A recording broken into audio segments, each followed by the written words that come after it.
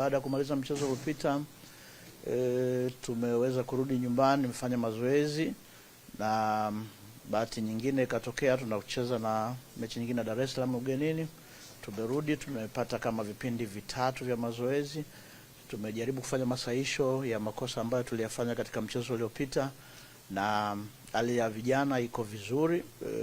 Nitaendelea kuwakosa wachezaji watatu kama mechi iliyopita, sikuweza kuwatumia, bado endelea na matibabu, lakini waliokuwepo wako kwenye hali njema na na imani masahisho tuliyofanya tuko kwenye hali nzuri kwa ajili ya mchezo wa kesho. Sio mchezo rahisi, ni tunacheza na timu bora Tanzania, timu bora Afrika, na tunategemea mchezo utakuwa wa kimbinu zaidi. Kwetu tumejiandaa kuweza kucheza nao katika mazingira ambayo tumeona mechi zao za mwisho ya kimataifa na ile ya Mtibwa, na imani tutacheza kwa tahadhari, pia kwa kuheshimu na kuona tunakuwa na mwendo mzuri katika muda wote wa mchezo.